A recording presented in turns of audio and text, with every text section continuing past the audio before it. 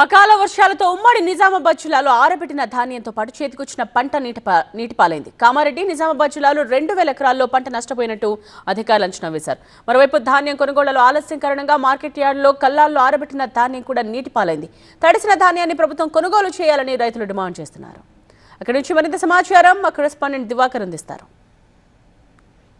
ఉమ్మడి నిజామాబాద్ జిల్లాలో అకాల వర్షాలు రైతులకు తీవ్ర నష్టాన్ని చేకూరుస్తున్నాయి. గత 3 రోజుల నుంచి కురుస్తున్నటువంటి వర్షాలకు అటు ఆరబెట్టిన ధాన్యంతో పాటు చేతికొచ్చిన పంట కూడా నేలరాలుతుంది. మామిడి తోట కూడా నాశనమవుతున్నటువంటి పరిస్థితి ఉంది. ఇప్పటికే 4.5 లక్షల మెట్రిక్ టన్నుల ధాన్యాన్ని అధికారులు సేకరించారు. అంచనాలకు మించి ధాన్యం రావడంతో కొనుగోలులో ఆలస్యం జరుగుతుంది. అటు లారీల కొరత వల్ల కూడా రైతులు ఇబ్బందులు ఎదుర్కొంటున్నారు. ఆరబెట్టిన ధాన్యాన్ని మనం చూడవచ్చు, మొత్తం నీటి పాలైనటువంటి పరిస్థితి ఉంది. ఇక్కడ ఎక్కడ చూసినా కానీ రోడ్లపై ఉన్నటువంటి ధాన్యం మొత్తం కూడా నీటి పాలైంది.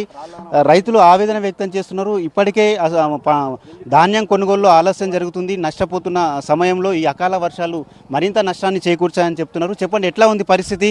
ఈ అకాల వర్షాలు ఎట్లా నష్టాన్ని చేకూరుస్తాయి? దయచేసి మాత్రం కలెక్టర్ కానీ ఈ రేవంత్ రెడ్డి కానీ దయచేసి మాత్రం అట్లు జల్దీ కొనాలి. ఎండ దెబ్బకు నిలబడుతుర్రు. పశువులకు సూత ఒక 18,000 20,000 ధర కావాలి. దయచేసి మాత్రం దానికి పెట్టుబడి సూత రెండుతలేదు. దానికి లఘు సూత అత్తలేదు. ఒక కైకిలికి 300 రూపాయలు ఉంది. పొలం అయితే 500 రూపాయలు తీసుకుంటుండ్రు. దయచేసి మాత్రం మంచిగా దీనికి గిట్టుబాటు ధర కట్టియాలి. అట్లకు నానిపోతున్నాయి. నిన్న నిజామాబాద్లో ఒక గంట సేపు వర్షం కుంభపోత వర్షం పడ్డది. ఆరబెట్టిన ధాన్యంతో పాటు అంటే మామిడి తోటలు కానీ వరి అంటే చేతికొచ్చిన పంట కూడా నష్టపోతున్నారు. ఎట్లా ఉంది? నష్టపోతుంది. ఇప్పుడు గాలికి దుబారకు లచ్చలు పెట్టి పట్టిరి అంత రాలిపోయే రైతులకు కాయకు డామేజ్ వచ్చి కొనులు లేదు. కాయ అంతా నష్టపోతుంది.